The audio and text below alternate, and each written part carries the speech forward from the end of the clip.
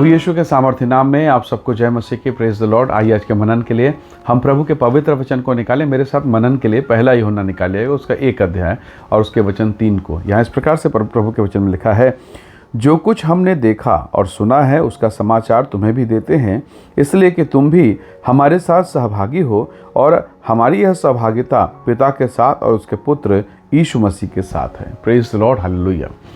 परमेश्वर के लोगों की कहावत है कि संगत में गुण आत है और संगत में गुण जाए। यानी आप जिसके साथ रहेंगे, जिसकी संगति में रहेंगे, उसका प्रभाव आप पर जरूर पड़ेगा। एक समय की बात है, एक परिवार में बेटी की विदाई हो रही है, और हम जानते हैं हमारे छत्तीसगढ़, भारत या कई जगहों पर जहाँ पर बेटी की विदाई की ऐसी परंपरा है, ये बहुत ही दुखदाई, बहुत ही करुणा से भरा हुआ, बहुत ही वेदना से भरा हुआ एक क्षण होता है एक परिवार के लिए। बेटी की विदाई हो रही थी, और जब बेटी की विदाई हो रही थी तो ऐसा गाना चल रहा था जो शोक से भरा हुआ था, और बेटी अपने पिता से, अपनी माँ से, अपने भाई से, अपनी बहन से, अपनी सहेलियों से गले मिल के बिलक बिलक के लिपट के रो रही थी। और वो सब चीज़, पूरा माहौल गमगीन हो गया। ये सब चीज़ देख के अचानक से दूल्हा रो पड़ा। जो लड़की का जो दूल्हा है, जो उस पूरे विवाह का केंद्र, सेंटर पॉइंट है, वो बिलक बिलक के रोने लगा। कई लोग हंसने लगे, कई लोग ताज्जुब लगे, और कई लोगों ने समझा ये माहौल ऐसा ही है। तो कई बार प्रभु के लोगों, एक बड़ा प्रश्न उठ जाता है कि वो दूल्हा क्यों रोया? वो माहौल के कारण। क्या रोना उसका कर्तव्य है? क्या उसको रोना चाहिए? नहीं रोना चाहिए। लेकिन दूल्हा रो रहा है, कारण ये क्योंकि सब रो रहे हैं। तो बहुत बार हम शोक के वातावरण में रहते हैं, हमारा हृदय शोक से भर जाता है। जब हम आनंद और उत्साह के वातावरण में रहते हैं, हमारा हृदय आनंद और उत्साह के, किसी के बारात चल रही, कोई नाच रहा है, तो हमारा हृदय भी उस धुन को सुनने के बाद बड़ा आनंद में परिवर्तित हो जाता है। कहीं न कहीं ये चीज़ें हमारे मन को प्रभावित करती हैं।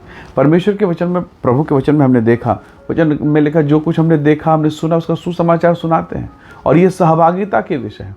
तो जहाँ जिसके साथ आपकी संगति होगी, अगर आप एक ऐसे विश्वासी के साथ हैं जो परमेश्वर के वचन को महत्व देता है, जो प्रार्थना को, आराधना को, परमेश्वर की उपस्थिति को प्रिय जानता है, अगर आपकी संगति ऐसे लोगों के साथ है, आप भी वैसे हो जाएंगे। पर अगर एक बुराई करने वाले व्यक्ति के साथ, जो परमेश्वर के वचन से दूर है, जो कभी बाइबल नहीं पढ़ता, या परमेश्वर के वचन को पढ़ता भी है तो दूसरों के लिए पढ़ रहा है, दूसरों को उसमें उंगली उठाने के लिए, अगर आप इसके साथ रहेंगे, आपका स्वभाव ऐसा हो जाएगा। परमेश्वर के वचन में बहुत सुंदर एक बात लिखा, प्रभु के वचन में लिखा है कि बुरी संगति अच्छे चरित्र को बिगाड़ देती। बुरी संगति अच्छे चरित्र को, स्वभाव को बिगाड़ देगी। तो हमारी संगति किसके साथ होनी चाहिए? जो हमें सुधार सकता है। प्रभु का वचन बहुत सुंदर कहता है, घर को यहोवा बनाता है, यदि घर को यहोवा ना बनाए, बनाने वालों का परिश्रम व्यर्थ है। तो हम बनाने वाले के साथ रहें। शैतान बिगाड़ता है, वो शुरू से उजाड़ता है। अदन के बगीचा को देखिए, उसने उजाड़ दिया, पर परमेश्वर को देखिए बनाता है। तो हम ऐसे लोगों के साथ रहें, ऐसे प्रभु की संगति में रहें जो बनाने वाला है। हालेलुया।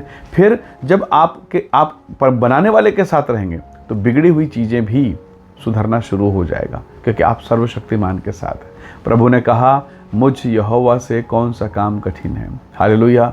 तो प्रभु के लोगों, अगर आपकी संगति प्रभु के साथ हो, सुबह सोकर उठे, आपने प्रभु को धन्यवाद किया। दोपहर का समय हो, चाहे रात का समय हो, चाहे दिन दोपहर के समय, किसी भी समय अगर आपकी संगति प्रभु के साथ है, परमेश्वर के वचन में आपका मन लगा हुआ है, निसंदेह आज अंधेरा है, पर अंधेरा हमेशा नहीं रहेगा, क्योंकि वो वही परमेश्वर जिसने कहा बेडौलपन में, जिसने कहा अंधियारे में, घोर अंधेरा था, तब कहा उजियाला हो, और उजियाला हो गया। इसलिए तो राजा दाऊद कहता है, चाहे मैं घोर अंधकार से भरी हुई तराई से होकर गुजरूं।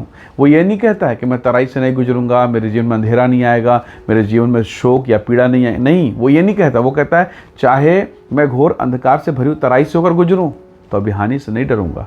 क्यों?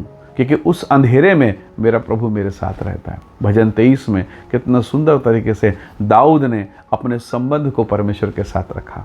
हालेलुया, कितना सुंदर उसने चित्रण किया। तो प्रभु के लोगों, अगर मैं और आप परमेश्वर के साथ हैं, हमारी संगति अच्छे लोगों के साथ है, अच्छे विश्वासियों के साथ है, आप गिरते रहेंगे पर संभल जाएंगे, आप रोते रहेंगे पर हंसने लगेंगे, आप विलाप की अवस्था में रहेंगे पर परमेश्वर की शांति आपके जीवन में प्रवेश करेगी। देखिए, इस बात को आप समझते हैं, बरसात का मौसम 4 महीने का है। आज अगर पूरा अंधेरा घटा छा जाए तो हमें मालूम है ज़्यादा से ज़्यादा ये बरसेगा, बरसने के बाद पूरा ये आसमान फिर से साफ हो जाएगा। तो आज जिन माहौल ने आपको घेर के रखा है, चाहे वो कर्ज का माहौल हो, चाहे पीड़ा या परेशानी का माहौल हो, पति और पत्नी के बीच में कड़वाहट का जो माहौल है, अगर आप प्रार्थना करेंगे परमेश्वर इस माहौल को परिवर्तित करेगा और महिमा में बदल देगा। हालेलुया।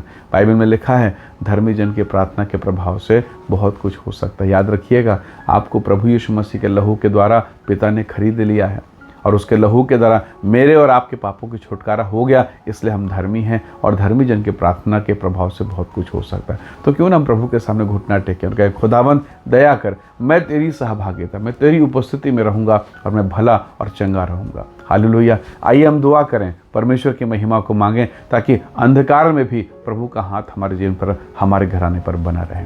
आइए दुआ करें। प्रेमी अनुग्रहकारी स्वर्गीय पिता, मेरे प्रिय भाई बहनों के जीवन को छुएं, आशीष दें, अनुग्रह करें और हर एक घोर अंधकार प्रभु यीशु के नाम में उजियाले में परिवर्तित हो जाए। इनके जीवन को आशीष दे और सारी निराशाओं से छुटकारा दे। प्रभु धन्यवाद, आपने प्रार्थना को सुना। सारी महिमा आपको देते हैं, यीशु के सामर्थी नाम से मांगते हैं, आमीन आमीन। प्रभु आप सबको आशीष दे, परमेश्वर का अनुग्रह आप सबके साथ हो। Praise the Lord. जय मसीह।